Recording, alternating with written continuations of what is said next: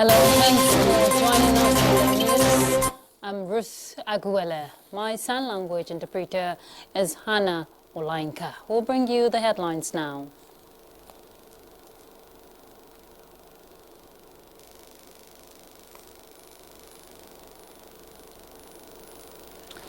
Okay, we don't have that ready. Let's just go ahead to the main details. Moved by the need to stem the tide of an impending flood crisis across the country, President Bola Ahmed Tinubu has directed an immediate plan of action to mitigate the impact of any disaster. At an emergency meeting presided over by Vice President Kashim Shettima, President Tinubu gave marching orders to the committee for an action plan on all the reports received at the recent National Economic Council on Flood, the 2022 National Flood Emergency Preparedness and Response Plan, as well as all other national reports on flood. Kogi State Governor Yahaya Bello will serve as chairman of the committee to produce a roadmap by harmonizing all the reports received, while Deputy Governor of Akwa Ibom State, Senator Ekon Eyakenyi, will serve as vice chairman, which is expected to submit its recommendations in 7 days. Vice President Kashim Shettima said the submissions by the other relevant stakeholders are equally poignant and the government cannot afford to take chances. He noted that a feasible roadmap will address the flood crisis in Nigeria, adding that can be actioned. Our people that have been ravaged by flood will begin to have a succor. And then, still in the roadmap, because there are immediate, medium-term, and long-term solutions to all of these problems. So, in that particular roadmap that we shall come up with, everything will be put on the table so that eventually we'll have a permanent solution to this flood. In other news, President Bola Tinubu has approved the appointment of new and returning chief executives to fresh terms in office across multiple agencies under the Federal Ministry of Communications, Innovation and Digital Economy. They are Aminu Maida, Executive Vice Chairman, Chief Executive Officer, Nigerian Communications Commission; Nkechi Egerton Idehen, MD, CEO, Nigerian Communications Satellite Limited, NIGCOMSAT; Kashifu Inuwa Abdullahi, Director General and CEO, National Information Technology Development Agency, NITDA; Dr. Vincent Olatunji, National Commissioner, CEO, Nigeria Data Protection Commission, NDPC; Tola Odeyemi, Postal Master General and CEO, Nigerian Postal Service, NIPOST. In a statement signed by Ajuri Ngelale, Special Advisor to the President on Media and Publicity, said the appointment is in line with President Bola Tinubu's determination to maximally leverage on Nigeria's proven technological and digital economic prowess to reposition the nation's economy towards greater financial inclusion. The President has also approved the appointment of a new Special Advisor to the President on Technology and Digital Economy, Idris Alubankudi. The above appointments are to take immediate effect. Minister of Information and National Orientation Mohammed Idris says Nigerian Television Authority, the NTA, remains the most enduring pillar of information dissemination in Nigeria, with abundant prospects to drive the administration's value reorientation program. This was during the minister's official familiarization visit to agencies under the ministry. Let's hear from Salihu Gwanara. 51 days after assuming office as the Minister of Information and National Orientation, NTA headquarters in Abuja was the minister's first port of call. NTA's Director General Saliu Abdul Hamid Dembos led top management staff of the organization as they took the minister's team on a tour of the major operation areas where the minister had the opportunity to see for himself both men and equipment of the largest television network in Africa, the NTA. As the international footprint of the NTA, we are responsible for transmitting programs that show the activities and the developmental strides of governments to Nigerians in diaspora and to the international community. We are also vested with the responsibility of dealing with international organizations. I'm equally pleased to note that you have commissioned 3 new expansive new studios. Of course, I saw all of them. One is still in the making. You have no doubt recorded a lot of progress. I mean, whatever you say about the NTA, it has recorded tremendous progress. One of my ambitions as the Honorable Minister of Information and National Orientation is to ensure the modernization of the public information platforms under my oversight, of which NTA is the most prominent.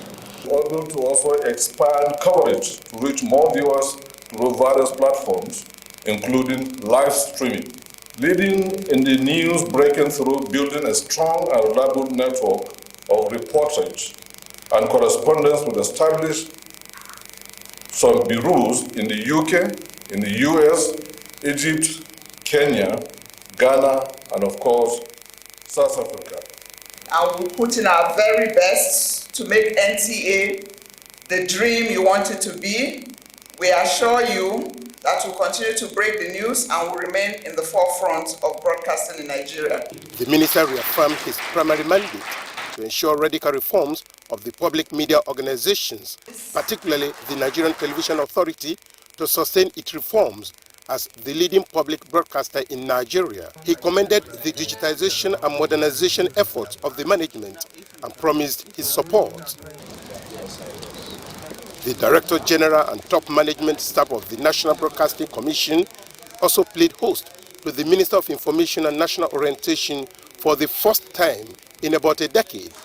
Here, Mohamed Idris said digital switchover is a mandate his ministry will pursue in order to put the nation's broadcast media on the pedestal of digital space. It's important for NBC to step up its public engagement, for people to understand that the NBC is not just about sanction, it is also about its capacity to help the industry to grow, to help broadcasters to reach their potential. Permit me, Honorable Minister, to inform you that the debt profile of broadcasters is over 3 billion naira as of today.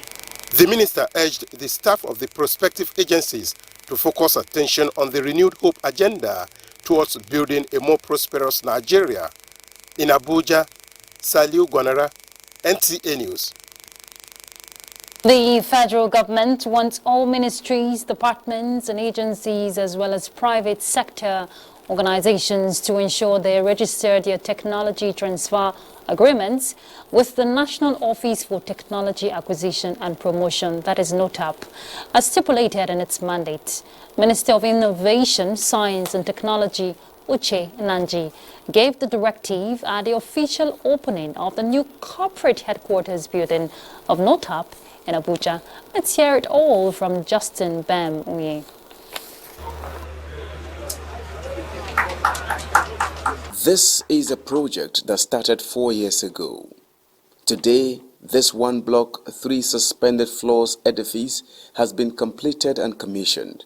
NOTAP now has a befitting office complex and a conducive working environment to largely execute its mandates and objectives. With the new development, Minister of Innovation, Science and Technology affirmed the willingness of the ministry to continue to provide the necessary support to NOTAP towards achieving its mandates of regulating and registering technology transfer agreements in the country and promoting indigenous technological activities. As I commission this NOTAP headquarters complex, it is my expectation that the management and staff of NOTAP shall continue to work in harmony with renewed zeal and commitment to justify funding priority according to this project towards sustained technological development. So far, NOTAP has automated the process of technology transfer agreements registration, provided support to researchers, strengthened industrial partnership leading to the upgrade of laboratories in many universities in the country, while staff welfare has improved. Yes, we regulate inflow of foreign technology through registration of technology transfer agreements. And for a very long time, we've been doing this exercise manually. But I'm happy to tell you that we have fully automated the process. Our clients can, in the comfort of their offices, in the comfort of their houses, send their application to us. We evaluate the applications and send our response online. So that has succeeded in reducing the time for us to give approvals.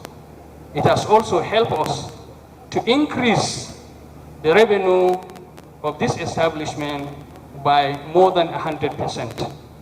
The newly commissioned NOTAP office complex, constructed by an indigenous firm, is a smart office complex made up of 60 offices, built in line with globally acceptable standards. Justin Bemuni, NTA News. The aspirations of the girl child is to escape the burden of gender bias and, more importantly, to have a voice in the society, which can be realized with the deployment of education as a key weapon. Nigeria's First Lady Oluremi Tinubu stated this while addressing this year's International Day of the Girl Child in Abuja, describing the girl child as a potential transformation agent whose creativity and resilience will serve the nation. The First Lady says the society has a collective duty to remove barriers imposed by misconception on the worth of girls and create an environment where they are safe to learn and grow. To demonstrate the importance of education, the First Lady says her Renewed Hope initiative is looking at promoting alternative high school for girls while supporting efforts to end gender-based violence. Our girls are the change makers, the innovators, and the dreamers who will shape our world. To my girls all over Nigeria, dream big and positively, because the dream will keep you alive and keep you going. Let's support their dreams, for their rights are our future. Girls all over Nigeria, dream big and positively, because the dream will keep you alive and keep you going. Let's support their dreams, for their rights. Highlighting programs and action plan lined up for the development of the girl child in the Renewed Hope agenda of the federal government, Minister of Women Affairs, Senator Uju Ohane, notes that it is important for girls to build their confidence in order to have a voice. It will be very good you learn something like a skill, but don't forget your education. Their commitment and support to the federal government in the realization of its Renewed Hope agenda with respect to the girl child, UNICEF and other development partners reiterates the need to invest in girls and strengthen laws that protect their rights. President Bola Tinubu has given all the mandate and support needed to ensure timely response that will quickly see to the end of diphtheria outbreak in some states of the Federation. Executive Director, National Primary Healthcare Development Agency, Dr. Faisal Shuaibu stated this in Kano while on an assessment visit to one of the isolation centers in the state. Amina Umar reports. Diphtheria cases have so far been reported in 32 states in Nigeria, with Kano, Yobe, Katsina, and Kaduna recording more than 90% of the cases. Described as the epicenter of the outbreak, Kano has more than 10,000 suspected cases out of the 14,000 recorded nationwide, out of which 7,000 are confirmed to be diphtheria, with 570 deaths recorded.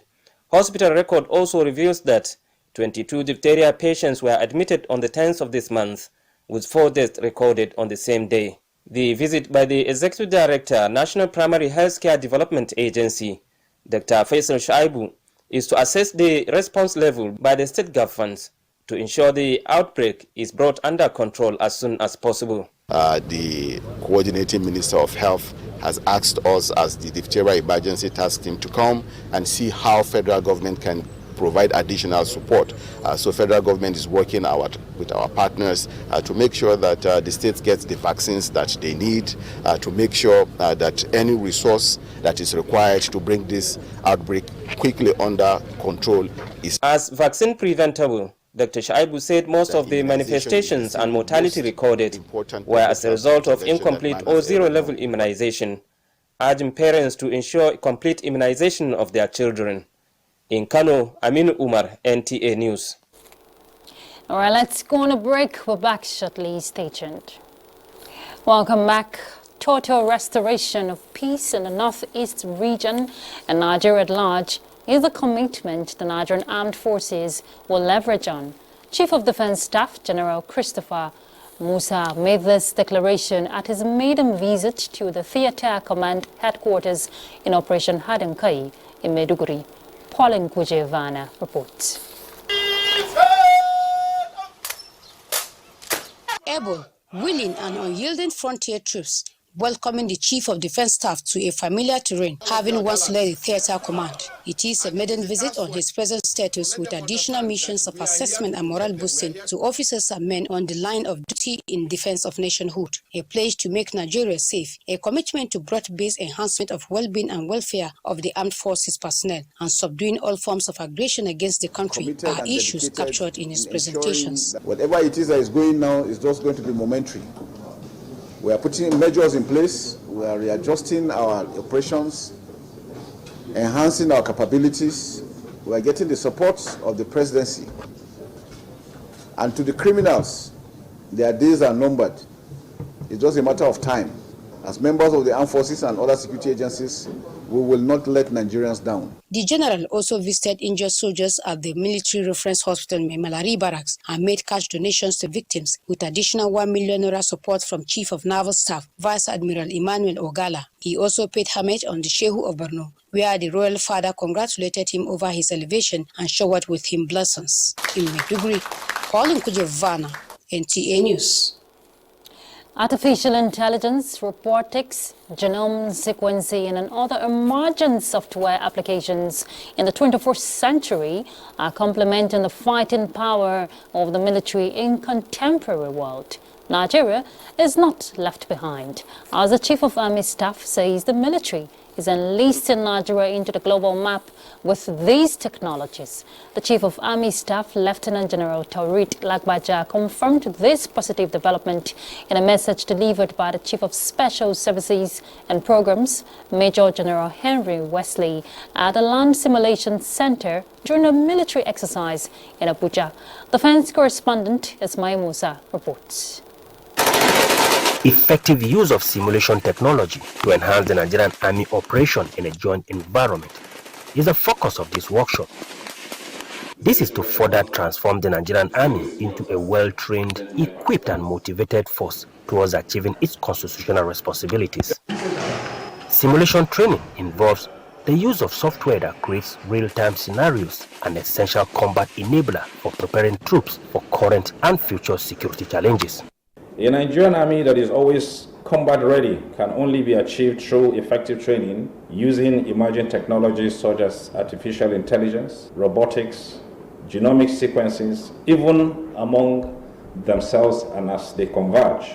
The Land Forces Simulation Center Nigeria, established in 2019, is making concerted efforts to provide the necessary applications to upscale the center, ranked among the best in sub-Saharan Africa. That the center has, since the procurement of the installation of the master source software, successfully conducted exercises for the Nigerian Army formations, unit and training institutions. The center is among the best simulation training centers in sub-Saharan Africa and in the world. It is also developing the capacity of both military and other security agencies to enhance their operational readiness towards a secured and a safe environment. From the Land Forces Simulation Center in Giri, Abuja, Ismail Musa, NTA News. Minister of Defense Mohammed Badaru Abubakar has assured the Special Advisor to the President on Policy and Coordination, Hadiza Bala Usman, that the ministry is prepared to key into the priorities and focus areas of President Tinubu's 8-point agenda. The 8 deliverables and focus areas are in alignment with the Ministry of Defense core functions. The Special Advisor explained that the purpose of the session was to ensure that the ministry has a good understanding of the 8 presidential priorities and focus areas. Discuss the key deliverables and performance indicators of the Ministry of Defense. This is arising from the fact that the government, President Tinubu, has mandated us to engage and have bilateral sessions with each ministry, whereby the ministries would own and understand their deliverables and ensure that all their deliverables are tied to the 2024 budget. Permanent Secretary, Ministry of Defense, Dr. Ibrahim Abubakar Kana, assured the committee that the Ministry of Defense would deliver on all key performance indicators. Really align our budget with the vision of the renewable agenda. So what we did was to call a meeting under the leadership of the honorable ministers to look at our proposed 2024 budget side by side the deliverables, so that what we are expected to achieve within 2024 we should already key into the budget. He reiterated the minister's position that the Ministry of Defense is geared towards strengthening national security for peace and prosperity. Sub-Saharan Africa's growth is expected to fall to 3.3% from last year's 4%, but will bounce back to 4% next year. IMF's director of the African Department, Aguele Selassie, stated this ahead of the release of the economic outlook for the region. Let's hear more details from Adebola Brooksland. The Regional Economic Outlook for Sub-Saharan Africa reports recent economic developments and prospects for countries in the region. Indeed, 23 has been a difficult year for many countries. And key challenges faced by policymakers in the current environment, including the funding squeeze. IMF's director of the African Department, Aguele Selassie, said 2023 has been a difficult year for many countries in the region. We are projecting growth to accelerate to 4% next year. So there is light on the horizon. And this really largely reflects quite a large number of policy reforms that countries have been pursuing. Fiscal deficits are narrowing. Inflation has started to come down, all against a very difficult external backdrop. So it's to the credit of country authorities that the recovery is resuming. Selassie explained that because the external environment will continue to be difficult for Sub-Saharan Africa in the near future, countries should continue the reform agendas they have been implementing in the last few years. Our sense is that the external environment will continue to be difficult for the next little while. In this environment, I think it's very important that countries continue on the reforming vein that they've been on in the last few years. Specifically, I think inflation remains high in quite a number of countries, so making sure that inflation continues to decelerate will be important. Second, a number of countries continue to face exchange rate pressures. Reserves are limited. In an environment like this, it's important to make sure that there is greater exchange rate flexibility and preserving foreign exchange reserves. Third, I think it's also going to be very important that on the fiscal side, countries to continue to create fiscal space by doing more domestic revenue mobilization in particular. This would also help address debt vulnerabilities. And then lastly, in many countries there are policy-induced measures that are constraining growth. Eliminating those will be very important to facilitate higher growth. IMF described Sub-Saharan Africa as home to the world's youngest and fast-growing population, urging leaders to invest in the future to improve living standards. Adebola Brooksland, NTA News. The mechanism of using the law as an instrument of settling disputes has been an age-long practice among citizens of various societies, and Nigeria is not left out. The Nigerian Law School, in conjunction with a body of benchers, is furthering this tradition with a call to bar of about 1,095 new legal practitioners who successfully passed the July bar final examination. Olabode Arewa will tell us more about that. You may now put on your wigs. That announcement by the chairman body of benchers, Justice Mary Peter Odile, signifies the commencement of a lifetime of career as solicitors for 1,095 new wigs who emerged successful out of 1,666 students who sat for the July 2023 final bar examination. I'm so excited. It has been a long journey. Their conferment as legal practitioners now confers several advantages and responsibilities on them. More than honesty, the chairman body of benchers, however, cautions them as members of the learned profession to always observe decorum in their conduct at all times. In your service as a legal practitioner, you must not forget to put into practice the ethical and moral obligations of a lawyer that has been imbibed in you during your training. I am happy to affirm that they all exhibited good manners and decorum during their training. They have also been groomed in the best ethics and ethos of our noble profession. The official ceremony is now over. Friends and relatives were on hand to felicitate with the new wigs. It's a day of joy. It's a day of fulfillment. And I'm happy that Almighty God has supported her to be able to finish up to this stage. More than 128,000 legal practitioners who have graduated from the Nigerian Law School since its inception in 1963 have spearheaded the development of law in the country. Olabodarewa, NTA News. Congratulations to the new wigs. Let's find out how Thursday's weather will look like.